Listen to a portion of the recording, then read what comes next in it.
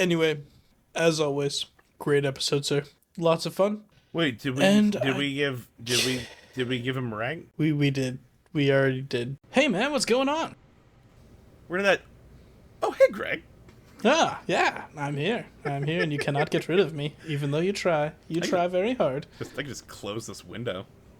That wouldn't be any fun. Why Thanks would you for- want to do it? Thanks for coming, everybody. It's a short one this week. I'm not taking my pants off. You could take your pants off, no one would know. I have a Star Wars t-shirt on. I have a Free Throw shirt on. That's actually one of my favorite bands. Free plug. Go listen to them. Never heard of them. Yeah, they're like Midwest emo. I don't think I've heard of Midwest emo before. What other bands would fit into that category? Like Hot Mulligan. Oh, I don't like it, because you tried to show me Hawk Mulligan, and I was not a fan. How are you not a fan of Hot Mulligan? It wasn't that hard. Play in the backyard where the grass is green. Yeah. Perfect. I love that rendition. It really made me like them a lot more. I could literally do any. You could pick any words. If you sing them in like a sad boy way, you can do Midwest emo. That's all you have to do is just... all your whiskey with your friend on the internet and record it. Basically. Yeah, perfect. Midwest emo. All right. Well, anyway. Hello, everyone. So I have actually cut my audio on this part to avoid a DCMA infringement because my singing is that good, and to avoid you having to have this song stuck in your head like Anthony. I hate you so. I hate you so much. I know that's going to be stuck in your head for the next month or so. And I'm not even allowed to keep it in the podcast because we'll get demonetized. If we ever get monetized. If we ever get monetized, we're going to get demonetized. Becca does not thank you for getting the song stuck in my head. And if you happen to cut in before this little rant, just so you all know, we just went on like a whole thing. So, oh man, dude. And that's just after one shot. Let's see where this takes us with, we haven't even gotten 2 or started. 3 or 4 or 5 fingers of the whiskey that Today, we are drinking Suntory Toki, which I learned just now. Toki is how you pronounce this, not Tokai. For a year, I pronounced it way Tokai. More than a year. Multiple years I have called this Tokai, and apparently Toki means time in Japanese, and I am just an uncultured swine that did not know that, but now I know, and it's Toki, and we shall pronounce it correctly from here on out.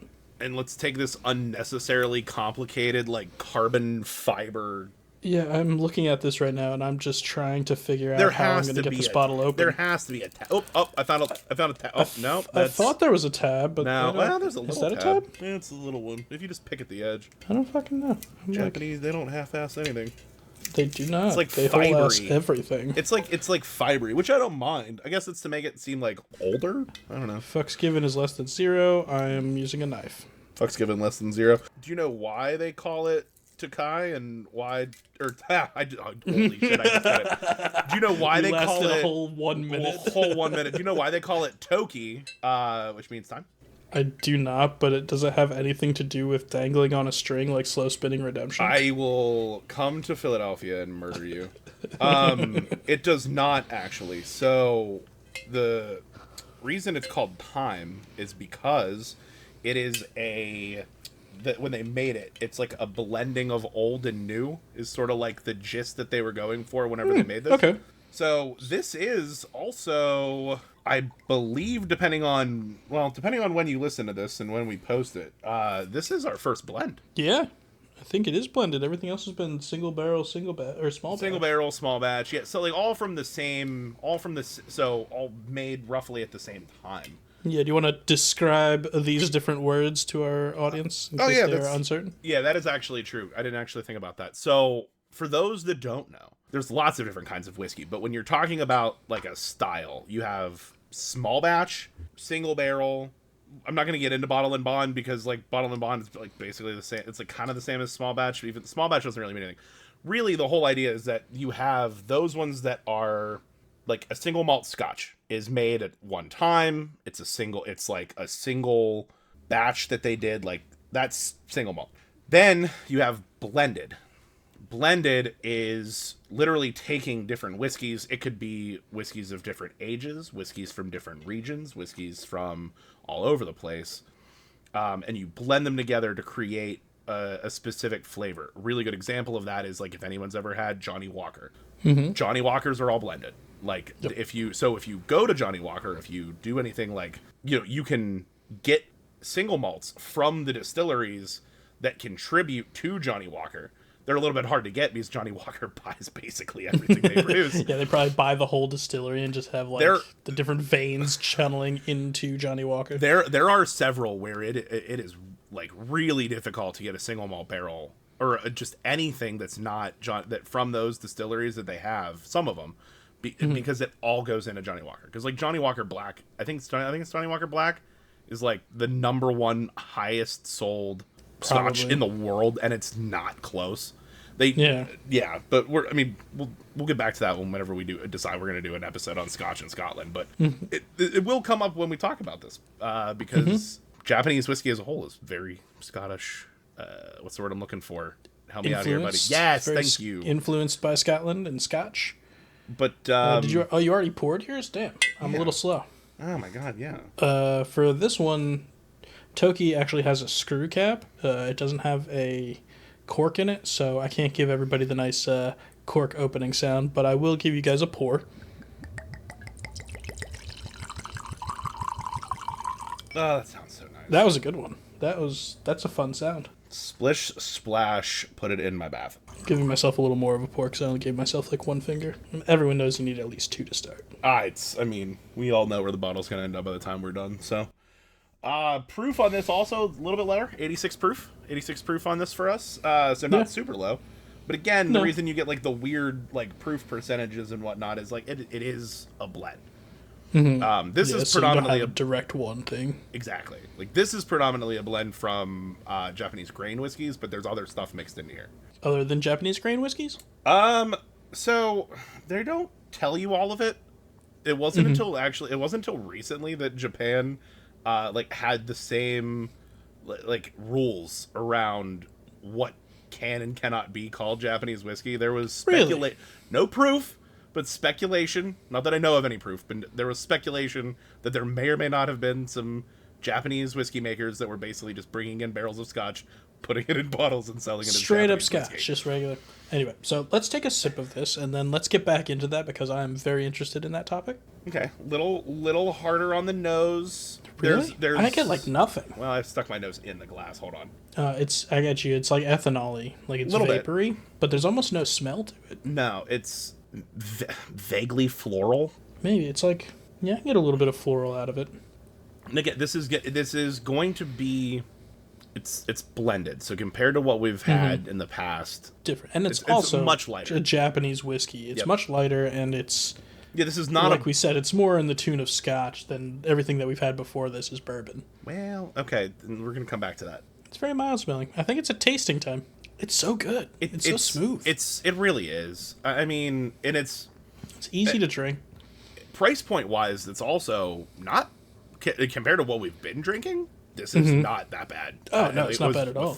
I think 30 for the fifth. Yeah, I think it was somewhere in there. Yeah, it was not a lot. Maybe 36, 32. It was not bad at all. No, and shipped into Chicago by the Suntory company out of Japan.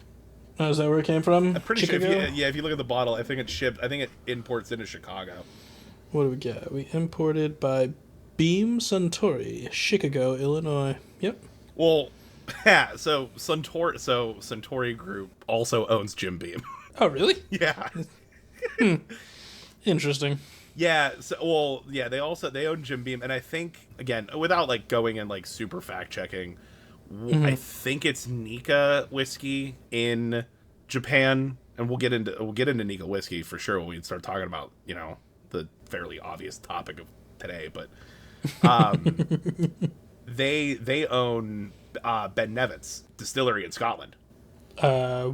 Please clear up for our listeners what that is.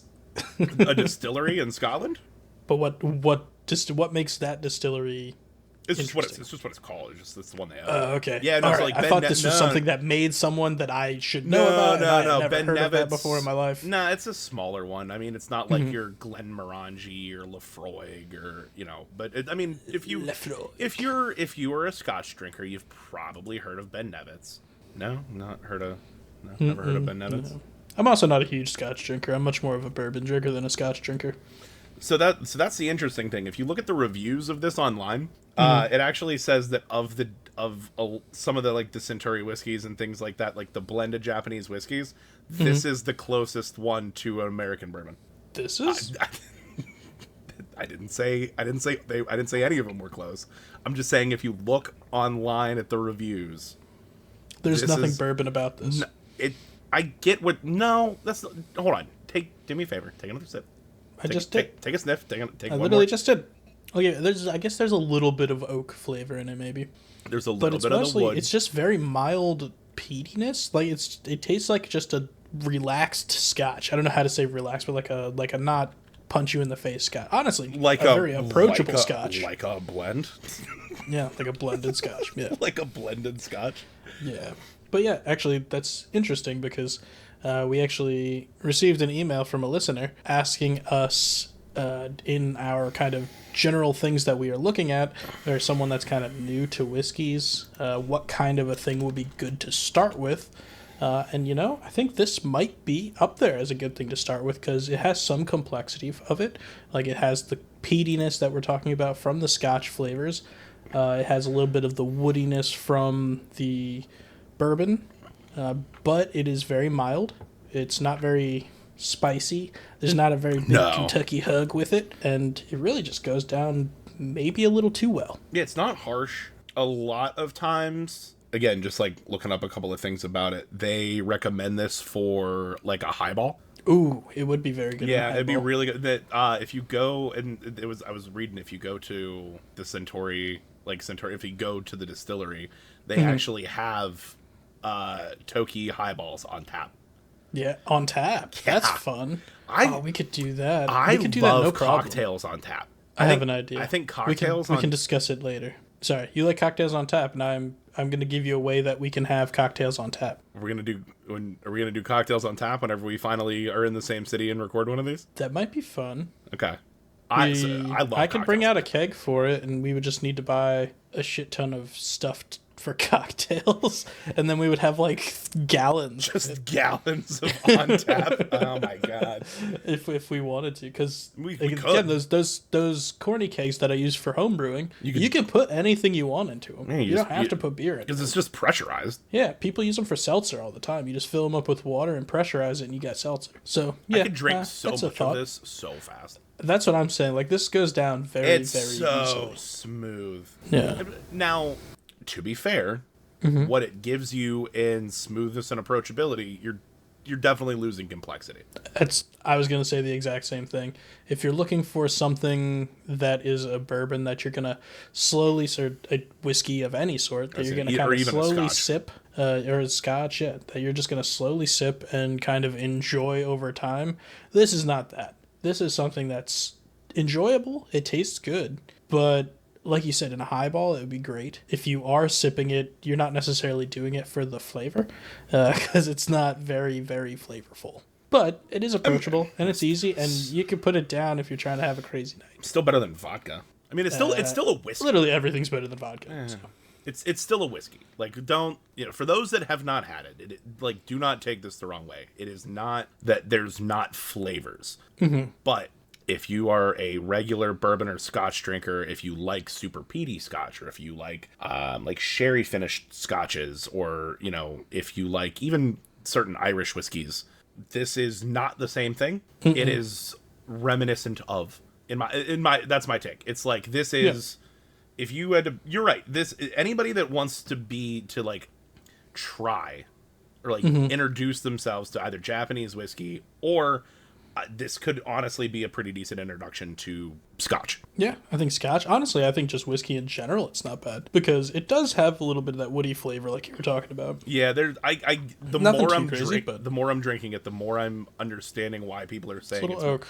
Yeah, because not necessarily the ones that we've been drinking, but there are flavors that are reminiscent of some bourbons that I particularly like. Like if you get to like an Elijah Craig small batch, like that type of not more. Mild. It doesn't taste like you're chewing wood chips, but like you're getting more mild. Yeah, and there's and just the faintest smokiness, smokiness. like I'm gonna, as I would, I'm gonna refer this back to kind of beer tasting kind of stuff. It's like the things that we often have on this show are more along the lines of like a stout or a porter or like a double IPA, like something that's very flavorful and An bold. aged Scotch ale. Exactly. Yeah, an aged Scotch ale. That's a good comparison. This is more of like a pale ale. It's something that's enjoyable to drink, but you're not gonna pour yourself a glass of it and sit by the fire and sip on it all night. No. It's more of a approachable, easy drinking kind of thing. This is your Dale's Pale Ale Of Japanese Japanese whiskey? scotches? I don't know.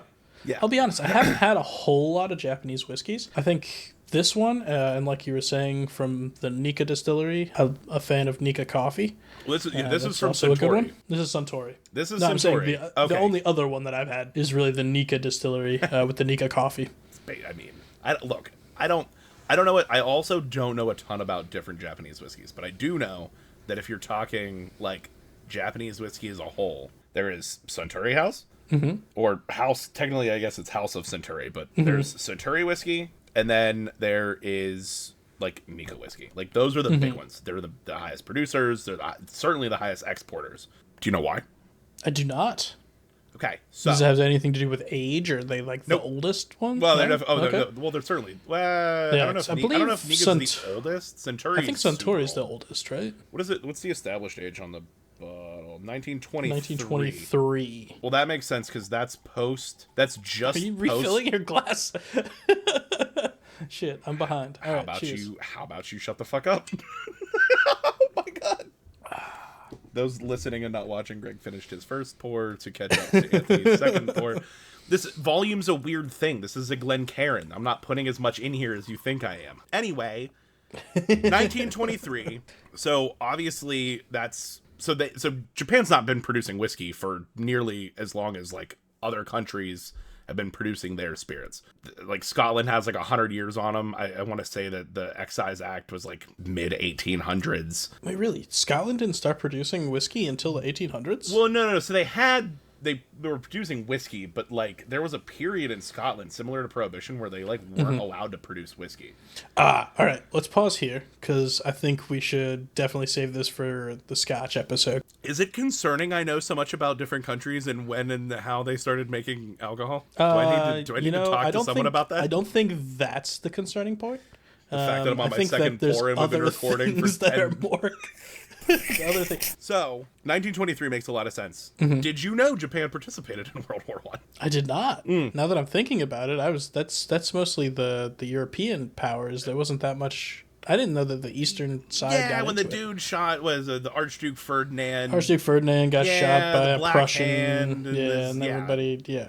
Yeah, because everybody decided they were going to build up an arms race, and what better way to use them than trench warfare? Oh God, I actually, it surprises me you don't know this. So Japan was friends with England. I did not know that at all. Okay, do you want to? Oh, all right. I'm going to rewind this back just a little bit. Yeah. I don't remember exactly how like England got like crazy tight with them. I'm not gonna go too far back. There was the Edo period in Japan. There's another name for it, and I forget what Tokugawa maybe. But sounds good. Most people know it as the Edo period. Japan like closed itself off to like everything except the Dutch. Yeah. For whatever reason, the Dutch had a little island. The Dutch? The Dutch had a little island outside of Japan. They were the only European power that was allowed to trade with Japan during this period. They had a little trading post that was on a little island like south of Japan, and they would. I didn't know that the Dutch actually traded with them. I did know that they had closed off all their borders, and they were pretty much like, our technology is the best technology. All of the people outside just make things worse, so we're just gonna close off our borders to everyone else. I knew that. I didn't know they traded with the Dutch still. Yeah, the Dutch had like a little tiny island on. It was like, I forget the name of the island, but it was like a southern island. But I think what's funnier is that the Dutch got to do it because like the reason Japan even got to like that sort of like unified Edo period kind of deal was because there was like a particular shogun that more or less like united. So like like Japan had like a feudal era, like the samurais and the feudal lords, and because it started with like the the people that own the farms, and they maintained most of the country, and then they eventually got to where they had the emperors, and then the emperors weren't helping the rest of the people. I mean, fast forwarding real quick. But the emperors weren't helping the peasantry, I guess. Yeah, more or less. So they pretty much started hiring samurai to protect them, and then the samurai got so powerful and rich that they took over, and the shogunate kind of overran the emperor, but they kept the emperor as more of like shogun. And if I remember correctly, the emperor was just kind of like a figurehead. They just kind of kept him to like really prop up the government. Precisely. Yeah. So the shogunate really ran the deal. But so again, really loose. But like what happened was, again, why I say was, to me, and I'm sure there's more to it, but to me it's weird. So the Dutch, because they were in their fucking bunker. No, not weird. It's not weird that the Dutch were trading with Japan. It's weird that the Dutch were the ones that were allowed to trade during the Edo period when Japan closed everything off. Literally, the Portuguese were the ones that like started trading with Japan first, for the most part. They're the ones that introduced them to like black powder and like rifles and stuff like that. Which I don't want to say like it obsoleted the samurai, but like I mean, samurai started. It did. Like, it completely did. Well, they just started using guns. Yeah, I mean, all guns pretty much obsoleted everyone that was good with, like, swords and, like, martial weaponry. Because, like, you can aim a gun and shoot somebody that's fantastic with a sword from way further away than they can do anything to you. I mean, so, like, yeah, once they invented rifling, like, smoothbore muskets, like, I'll take a guy in full plate. If you had to stack them up, I'll take a guy. Now, Japanese, they didn't wear full plate. It was more like scale mail. But I would take a guy in full plate if they started at 50 yards, I would take a guy guy in full plate? A guy with a musket and a guy in like full plate with a sword at 50 yards. I'm taking the dude in the armor. I'm going to agree with you partially on that one, because I see what you're saying.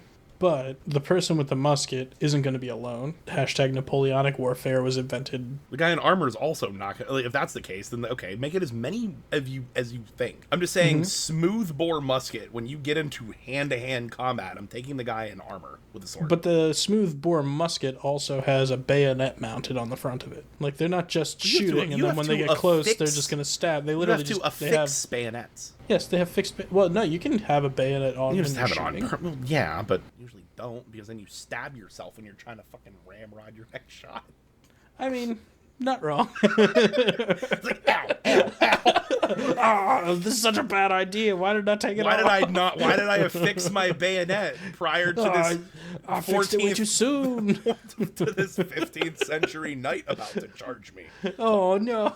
Anyway. Like if look, okay, so it doesn't matter. I digress. So maybe not just what I'm saying maybe is not just gunpowder, but like automatic weapons. Pretty much neutralized anybody with a sword. Sure, but I mean, either way, Napoleonic Warfare. No, because I'm talking about swords. like when the Edo period, the Edo period in Japan started predominantly, like in large part because, and like not 100% right, but basically like the shogun overthrew everything, but it was like they had guns. They had guns from the Japanese, or I'm sorry, from the Portuguese. And the Portuguese had been trading with them for a long time.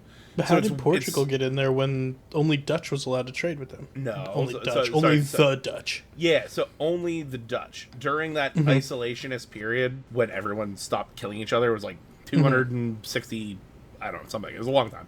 I'm sure we'll eventually talk about anime, but basically, like, that's like, you know, Rurouni Kenshin, like Samurai X. We were gonna get there later. We're still gonna get there, but like that's like that the like Edo period, like into the Meiji area, like Meiji era.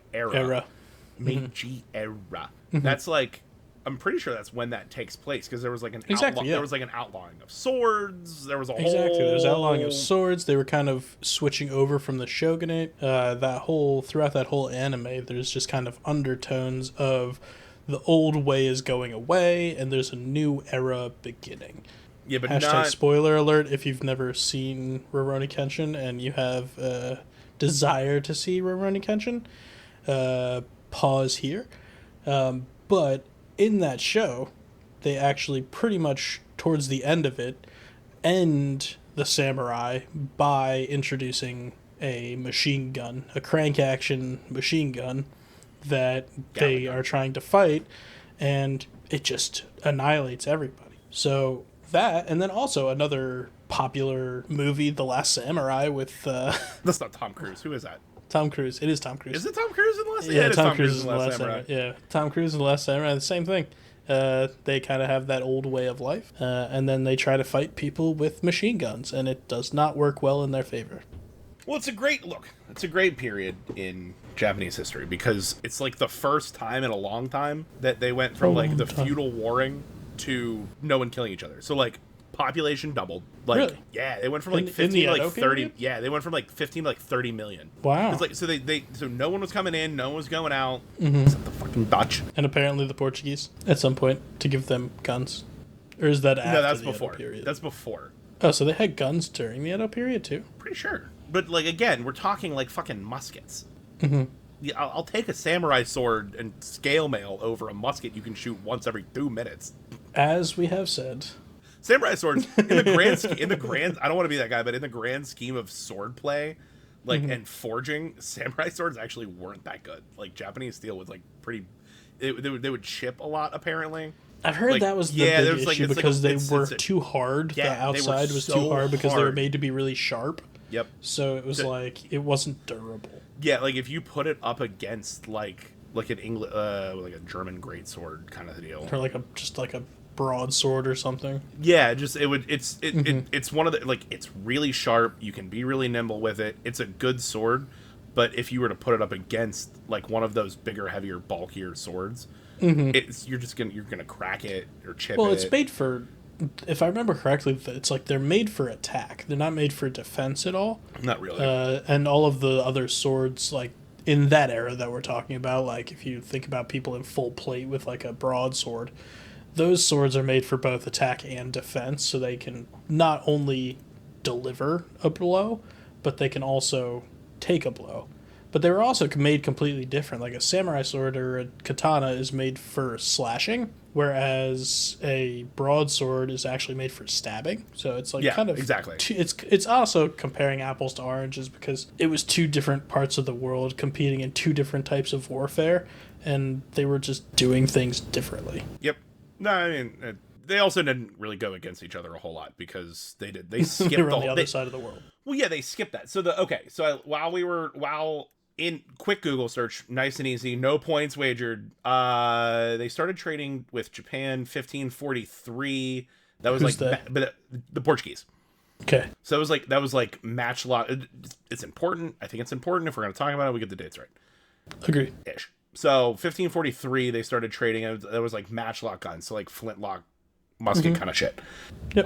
Kept doing so, and that was a big part of like sort of like shifts in power within the shogunate because like some bought more guns than others, and there was so if you want to talk about other weird, so Christianity was outlawed during the Edo period, but I didn't even think about this. The Portuguese brought Christianity to Japan, and they gave preferential trading treatment to those that decided to convert to Christianity.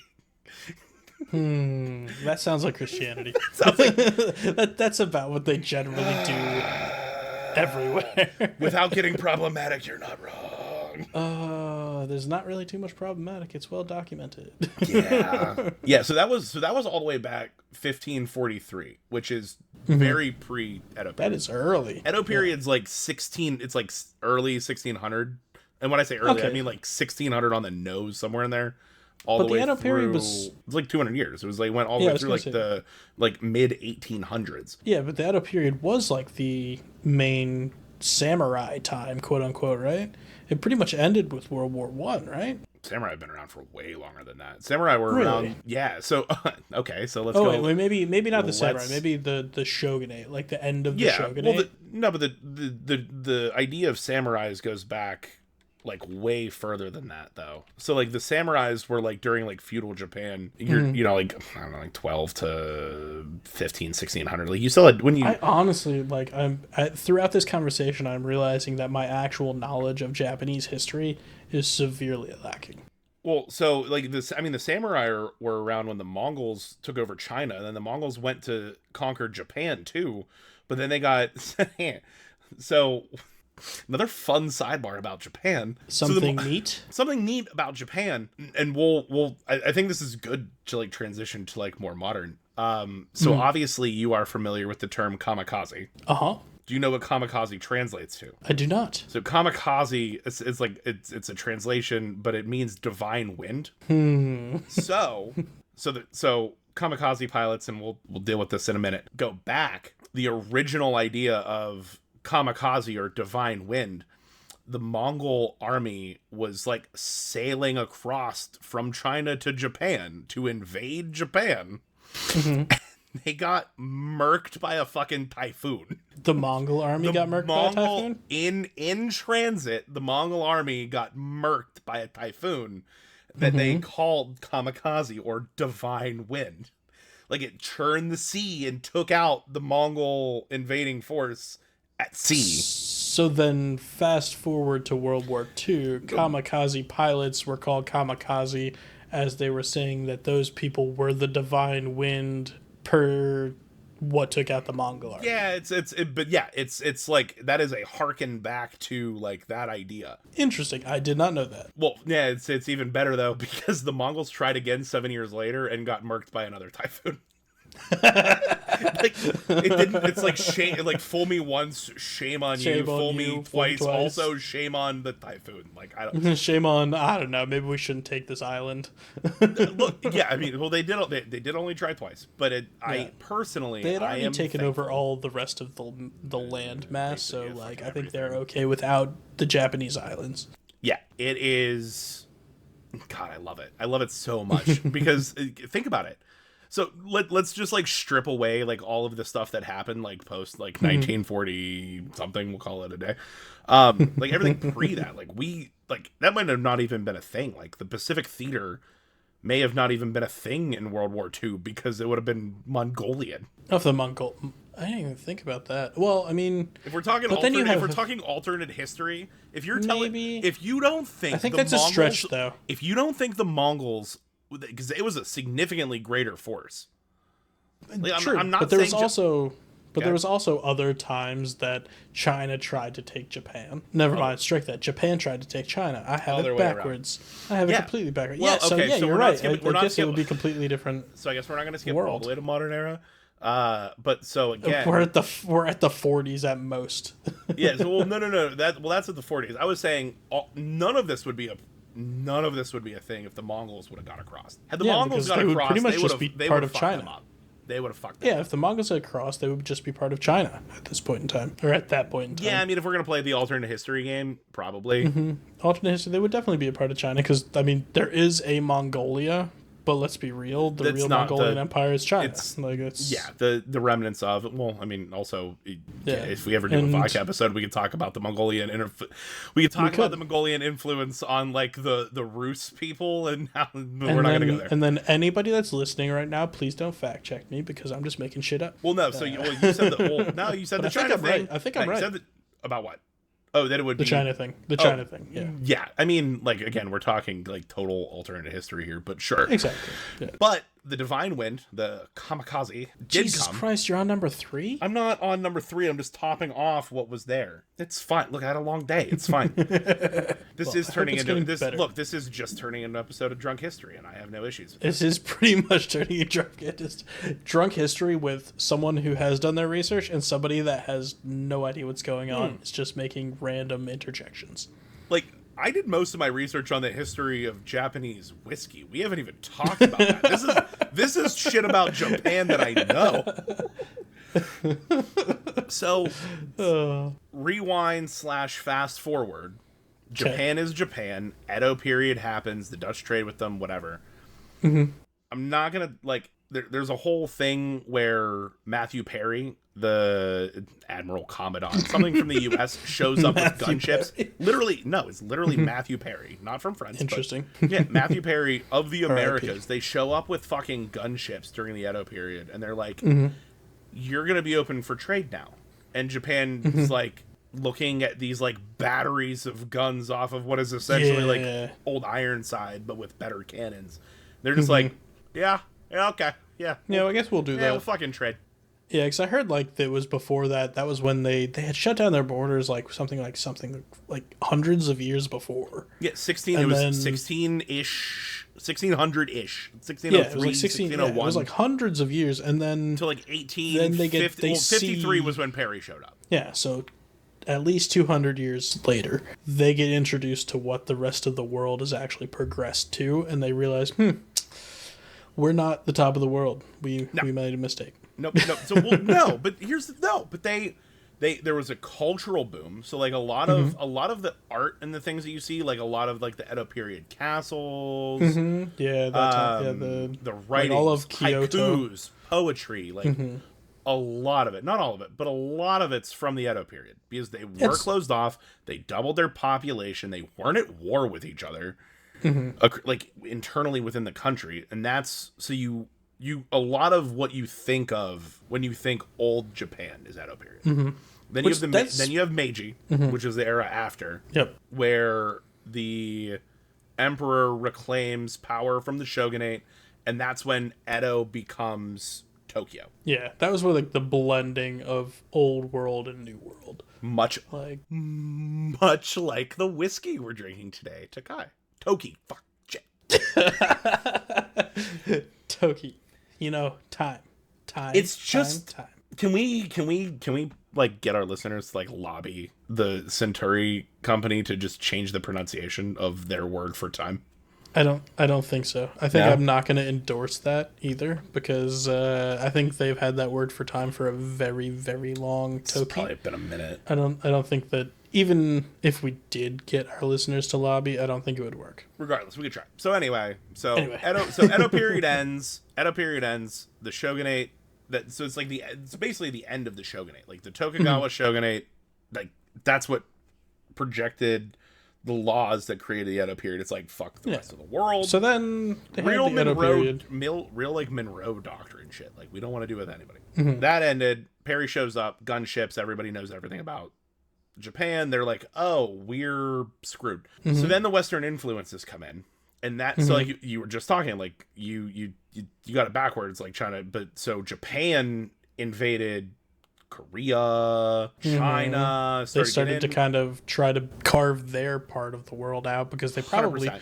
Like you said, I mean, Perry showed up. They see that imperialism is a thing, so they try to be imperialistic. Learn from the best. Yeah, because the French and the Dutch and the English showed up and taught them shit, and they're like, "Oh, you guys went to other countries, told them that you're now me." Now.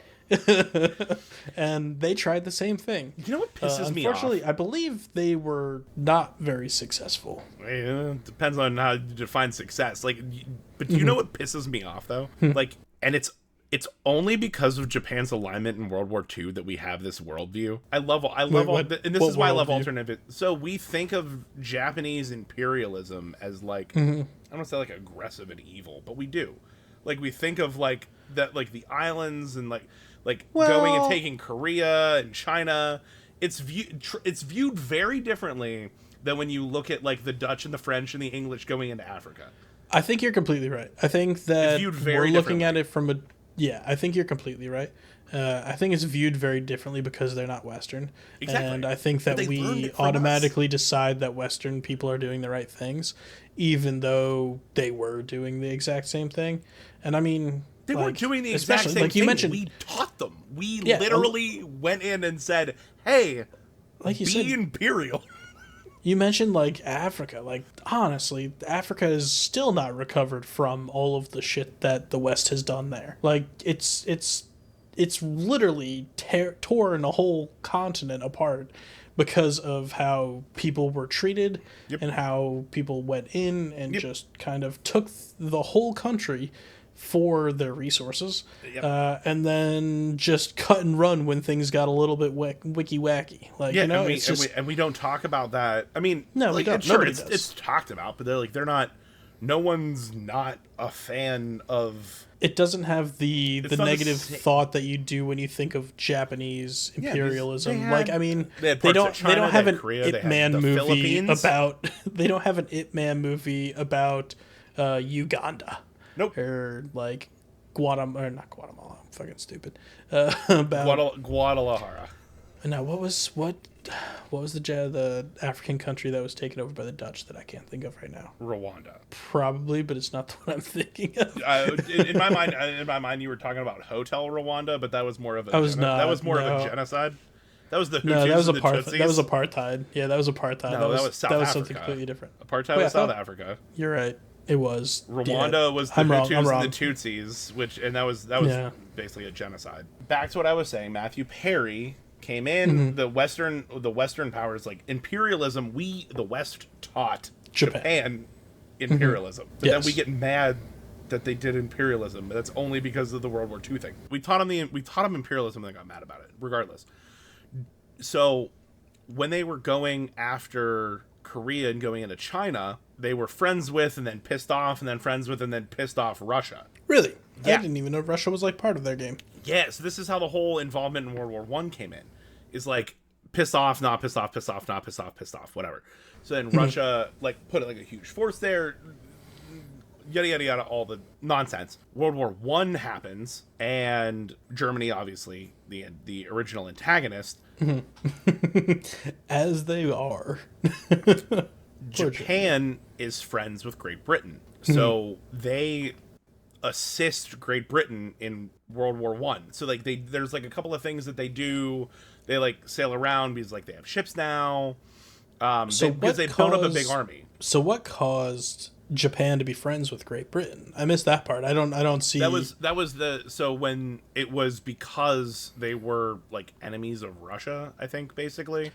Oh, okay, so the like, whole Russia thing. The whole Russia thing, like enemy was, of my enemy of my friend. The whole Russia thing was like a catalyst, and the reason that Great Britain and Russia and the French were able to even like trade with Japan in the first place is when Perry showed up in 1853 with his warships and said, "You're going to trade with us, or else." Because like that's back when America was doing its imperialistic. Yeah, you don't happens. You don't invade China in a land war, and you don't invade Japan in a land war. You just use nukes. You also don't invade the U.S. on a land war. I've watched those YouTube videos. You can't do not invade, do that. You you can't invade U.S. in a land war. It was actually a Japanese general or admiral that said you can't invade the U.S. land mass. Loose translation. It's like you can't invade the U.S. mainland because there would be a rifle hiding behind every blade of grass. Mm-hmm. Yeah, that is a direct quote. Yeah, and it's not far off. You're not. Anyway, irrelevant. Well, I mean, relevant to 1945, but anyway. the British were friends with them. So Matthew Perry showed up. They opened up to the West. The British, because of the association, like Russia gets pissed off because Japan's doing its expansionist thing. Franz Ferdinand gets shot. Germany fucks around because all of the islands that the U.S. had to like take control of during World War II, all those little islands in the Pacific, those all belong to Germany. The islands did? Yes. So during European expansion, all of those islands had been claimed by Germany pre-World War One. Very interesting. So Japan, I didn't know that at all. Yeah. So Japan was... So all those islands belong to Germany. Japan participated in World War One. They like ran some errands for the British, but basically just like kept conquering shit. I mean, I had no idea they had anything to do with them. So they were at the Treaty of Versailles. They were there. Japan was? Yeah, Japan had representation at the Treaty of Versailles, which is how they got to keep all those islands. I am also a very bad historian. I'm not good at history. I love that I know all this. Japan had representation at the Treaty of Versailles. I know the major players. I know the basics of what happened. I know kind of how it went down. But I don't know. My U.S. public school system failed me in really instilling in me the actual intricacies of World War One and, for that matter, World War Two. I feel like I don't really know that much about them, and I learned about them a little bit. But I think most of what I know is from Band of Brothers. I'm trying to remember how Japan got aligned with Germany for World War II. So that's how they got all the islands. World War One is how Japan got all the islands. So I don't know, but I'm thinking, like you said, if they got all those islands from Japan or from Germany, or if Germany had control of those islands, it wouldn't make any sense for Japan to be maligned against them because they're literally knocking on their door. So I don't really know. I honestly have no idea how they ended up part of the Axis powers. So Japan was part of the Treaty of Versailles. They got all those islands that they had. They were German, so they had at the time. This is the time they had the Koreas. They had like a little chunk of China. Goals of more. That's actually World War II, and they had built up like a huge military. Like the whole like they were like, we are fucking imperial now. Like imperial coming Japan, from emperor. right? Emperor in Japanese, like the word loosely translates like it's like divine something. It's like their emperor is like a god. Yeah, I mean, I think it's like divine right. It's like most of the like rulers of that time period, Yeah. like back in the day in like the feudal time, they were usually had like a divine right kind of a thing. Exactly, yeah. and then from their feudal time, like that shit carried over. There, the Treaty of Versailles, Germany gets absolutely just fucking up the ass. Like World War II is because the Treaty of Versailles was so aggressive and just basically made it so that Germany, they were screwed unless they built up a military and went to war again. Opinion, not fact. But yeah, it was also designed to be that way because they had instigated World War II or World War One. They didn't set it off. It was the Austrians. It was the Prussians. The Prussians shot. Oh, you're right. Franz Ferdinand was Austrian. Okay, so the Prussians shot the Austrian, and the Prussians was just like pre-World War One Germany. World War One was more of like, we all have our guns and we want to try them out on each other. Let's see what we can do. Let's see if we can get any more territory. No, World and Japan was a part of it. Loosely, they were allowed. So anyway, because they were, and this is what I had forgotten and what I remembered. Because they were a part of the Treaty of Versailles, and because they were a part of essentially like the group against the Germans, they were a part of the League of Nations. So in the League of Nations, so in the League of Nations formed, and all like the rebuilding started and whatnot. Basically, the League of, really summarizing the idea of like League of Nations, like their mission statement. You know, like all companies have like mission statements. Basically, the League of Nations mission statement was, don't be an asshole and conquer a bunch of other fucking countries. That's just the goal. Like, this whole imperial shit that has been going on, let's make it not go on anymore. Yeah, more or less. That was like the gist of the League of Nations. But then going back to what we were just talking about, how and why was Japan part of the Axis? Because they were part of the League of Nations, but they didn't want to do that. The whole mission statement of the League of Nations, like, we don't conquer more shit.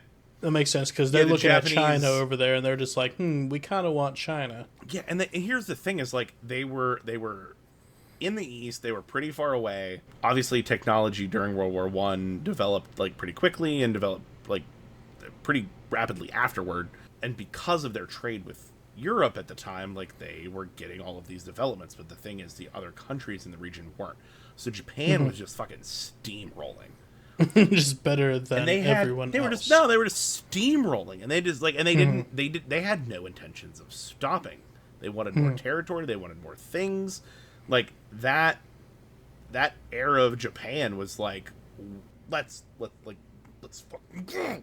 Yeah, they were the superpower of the East. Fucking they were the ones that were doing it. It was their linebacker era. They were just like, we're gonna get them. Whoa! No, so and pause, bringing it back to whiskey. So around this time, So we have now taken you through Japanese history, more or less, not all the way through, but we've now brought you to post World War One. We have taken you down a very winding path of Japanese history. But post World War One. We have hit a lot of different things. But post World War One. But we are post World War One now. Which brings us to distilling. And Suntory Toki. Yeah, so which brings us to distilling. We would be remiss in this episode if we did not bring up Matsutaka Taketsuru. So we're just going to refer to him as Taketsuru from now on. So he is widely considered, father of Japanese whiskey. Dude went, and this was not like modern day. You had to take a boat ride for a month. There was a company in Japan pre World War One. When was World War One? What were the years for World War One? 1919 ish. That's when it ended. So it's right around World War One. 14 to 18. Yep. So World War One, 14 so right 18. after. He went, yeah. So he went after. Takatsuru went to, and it's good that we got, so post World War One, Japan's doing its Japanese things. It's expanding. We'll get to why Friends they joined with the Axis. England, Anyway. doing its own, yeah. Yep, no, friends with England, friends with the West. And, like, Japan is, like, the definition of fuck around and find out. So, but anyway, they want to make whiskey. And this is not, like, the modern day. Like, you can't just, like, pull that shit up on your phone. They've been making sake. They know how to do those, but they don't know how to do whiskey. So there's spirits. They don't really do spirits too much. Like, it's like sake, it's like lower Sake is proof, it's like fermented like rice. wine kind of a thing. Well, like we talked about in the brewing episode, it's like, yeah, you get some sort of starch, you make yeast eat it, it makes alcohol, you filter it, drink it's alcohol. Yeah. The next step is to distill it.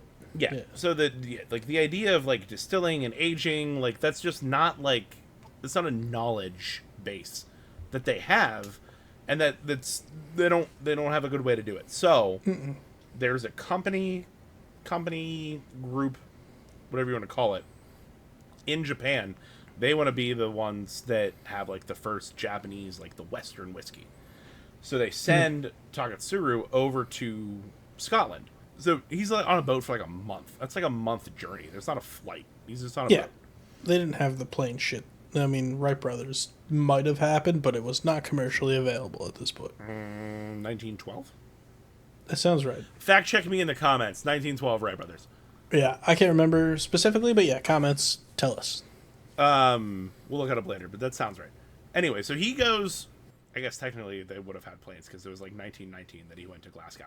But he went to Glasgow. Yeah, no, definitely because they certainly because they very certainly did not because have World War I definitely intercontinental had planes. They did not have intercontinental but they had commercial flights. No, but they had like biplanes. Like the Red Baron was in like a I don't think it was commercial, but the Wright brothers were well before this. I wouldn't say well before. They did not. It's further down. I'm not checking. No, I think mine's further down too. So he was on a boat, went to Glasgow. He studied organic chemistry.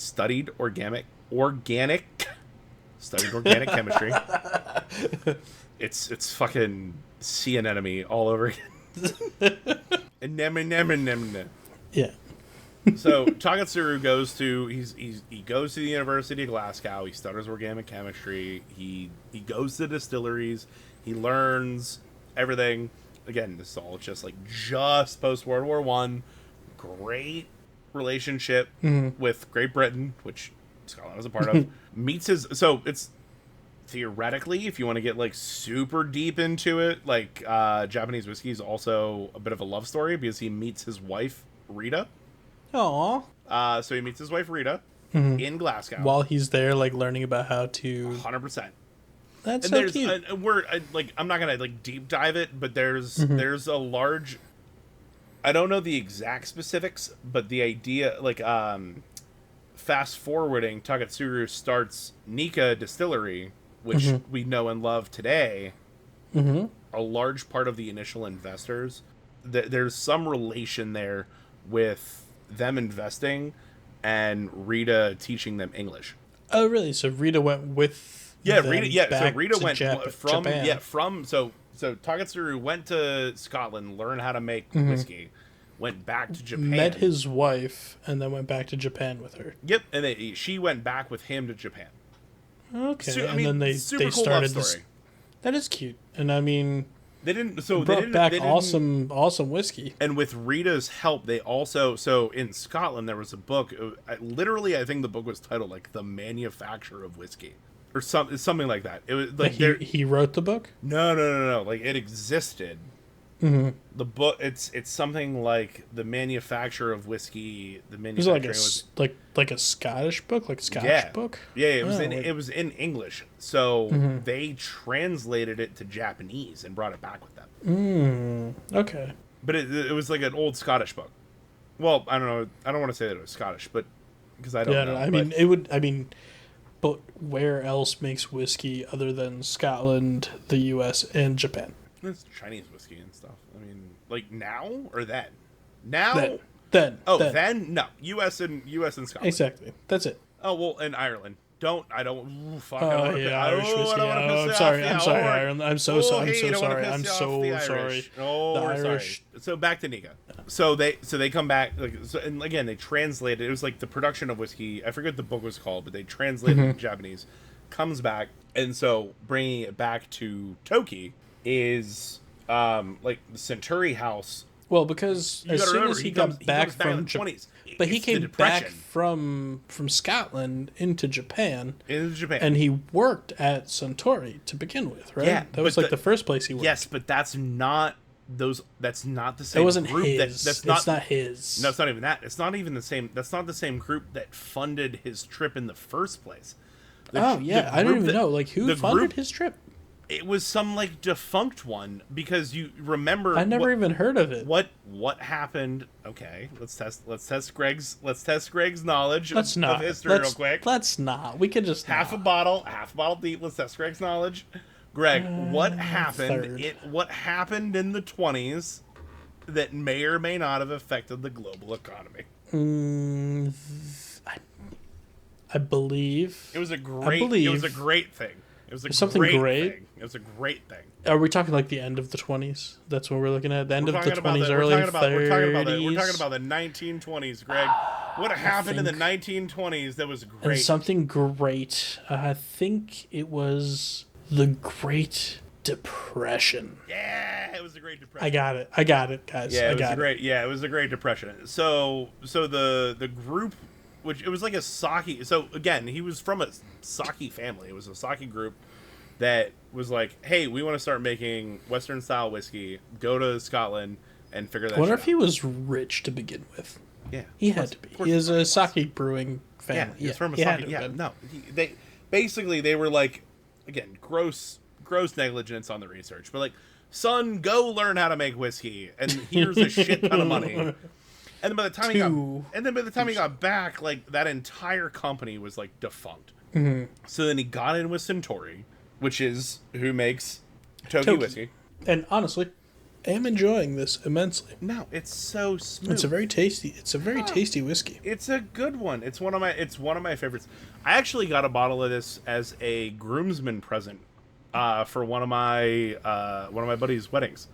Yeah, I mean, I also went to a buddy's birthday party, and I gave it to him as a birthday present too, because I feel like it's just like such an approachable, like, you can't go wrong with it whiskey. It's if you like whiskey, you will drink this and enjoy it. Exactly.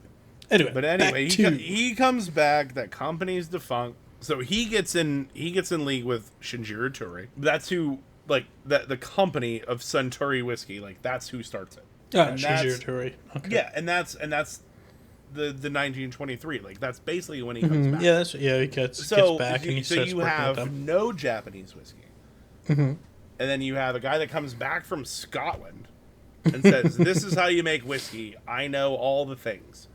He hires him, says, "We're gonna make all sorts of whiskey." So they make all sorts of whiskey. At a certain point in that relationship, Taketsuru breaks off, and he makes Nika whiskey. And those are the two. To this day, those are the two, like, oldest, best, most respected distilleries in I almost said Scotland. Japan. So going all the way back to when we started the conversation, Nika Whiskey owns Ben Nevis Distillery in Scotland. And they bring barrels in, and, like, that's a part of their blend. So Nika Whiskey is blended with Scottish Scotch. I mean, to be fair, Toki probably is too. That's true. We don't actually know what it's blended with. So all of this is, like, to say that they learned how to make the whiskey from Scotland, but the Japanese palate for whatever reason, zero judgment, just is what it is, prefers like that smoother, lighter, crisper blended thing. Yeah, like less wood character, less really like we talked about the other ones, like the brown sugar notes and like the very like deep flavors that you get out of other stuff. This is very, it's like light, it's almost like refreshing kind of. Like, I mean, I don't know if I call it refreshing per se, but like it's light and smooth. Like it's again, if I'm going back to beer, it's a pale ale. It's a pale ale of whiskeys. Yes. No, it's no, but it like, God, fucking everyone needs a Dale's Pale Ale. But it's just it's like that's got a place. It's good. I mean, if you compare it to what they had prior, it's you know, sake. I mean, I don't even know what you would compare it to if you're looking at what they had prior. Like just regular Scotch? No, you would have to compare it to Scotch. Because that's like, I don't know. They learned how to make whiskey from Scotland. Like Japanese whiskey is like, we learned how to make whiskey from Scotland. Now, that said, they converted it and like what we're drinking right now. I mean, they did how Japan does, and they made it. Like we talked about in... I should stop calling it Japan. It's Japan. I'm sorry.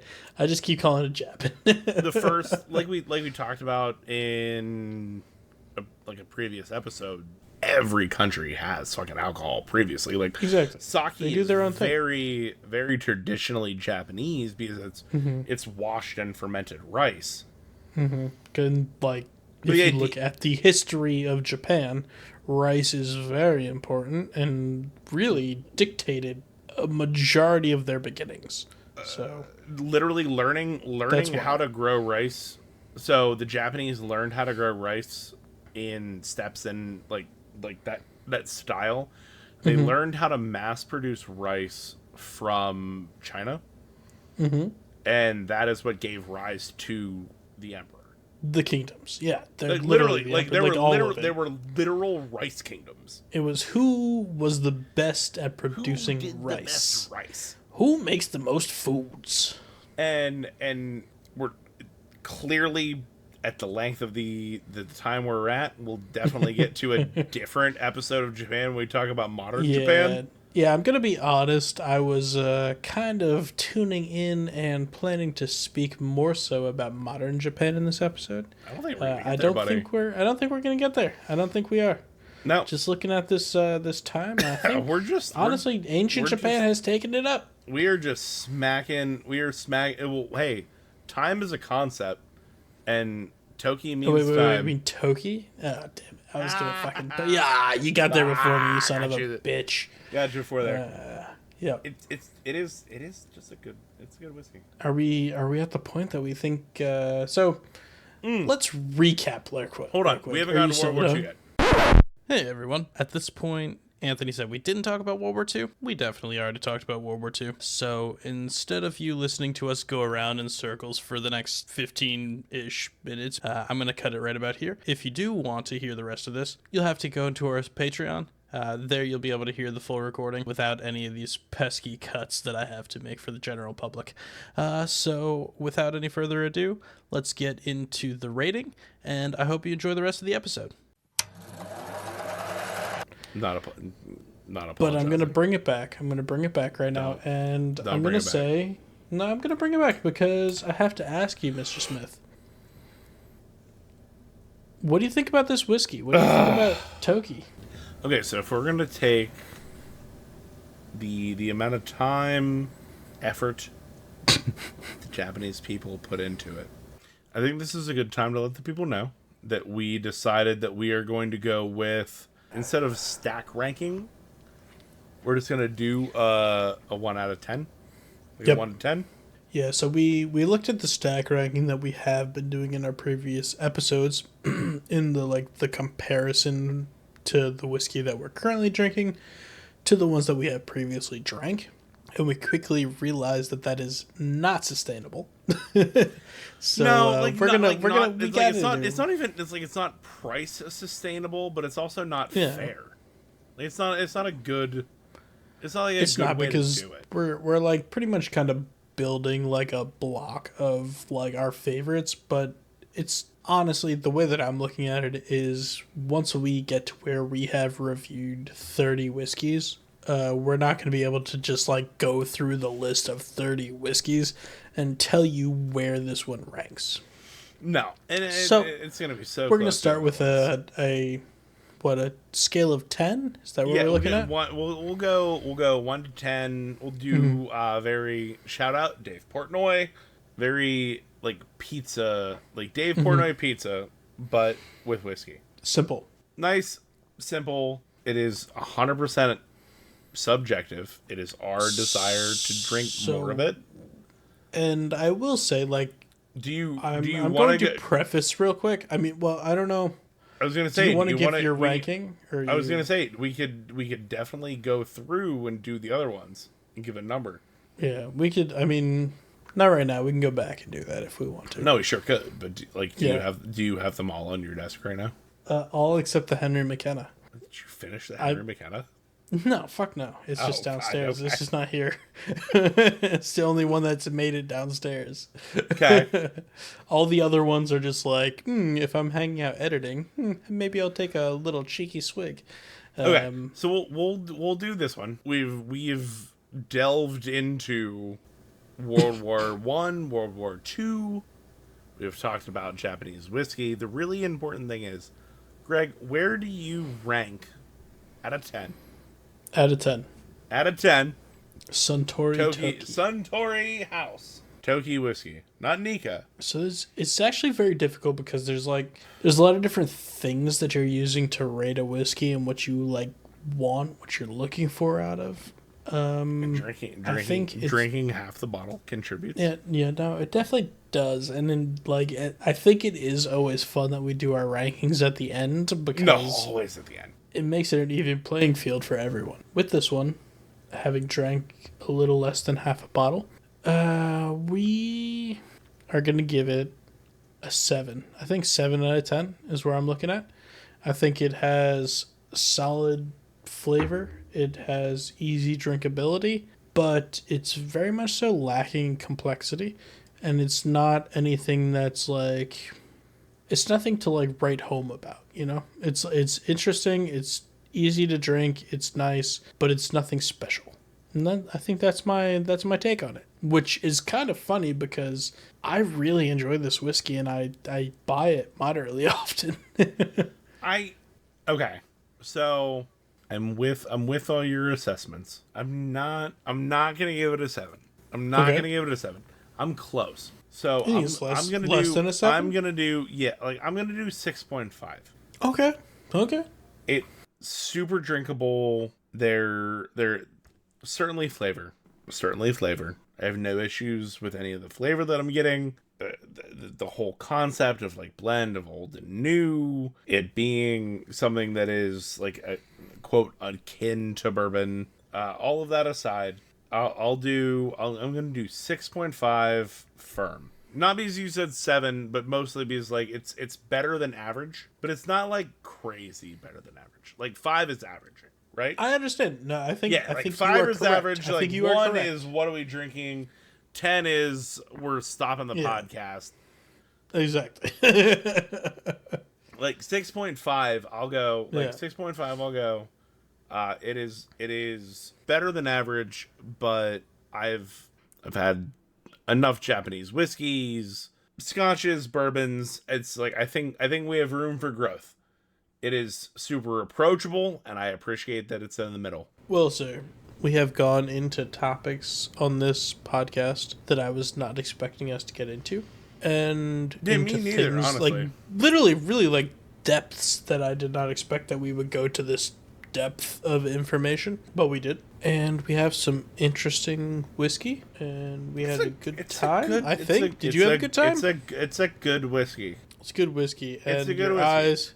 Your eyes are about 3/4 closed. So I'm gonna say, I think at this this point in time, you can't just say that about a Japanese podcast. Goddamn. You know what I can say about this podcast is, as per usual, it's been a fucking pleasure. I've had a great old time recording this one for you, with you. Have you? Oh yeah. Have you? I have actually. I mean, I have learned so much tonight. I did not expect to learn. Jimmy, tell me one thing you learned tonight. What's one thing you learned tonight? That apparently the Dutch were trading with Japan back in the day. I had no idea like when they were closed off to the rest of the world. For 260 That's for crazy 260 something years, they were the only ones. It's crazy to me. Like what? Only. The Dutch? Actually, I don't believe you didn't know that. I didn't. I The Dutch? honestly didn't. The Dutch. I had no idea. The Dutch. No, I mean, honestly, fucking love the Netherlands. Amsterdam is like one of my favorite cities on earth. You ever watch One Piece? I have watched some of One Piece.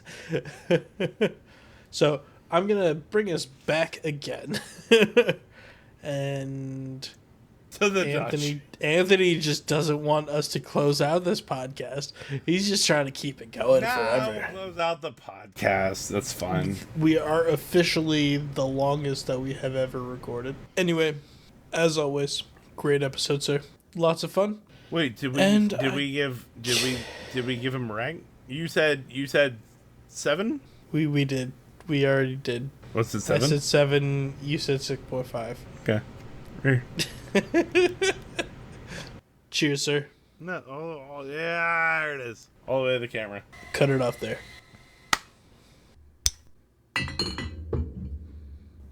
I'm a little drunk.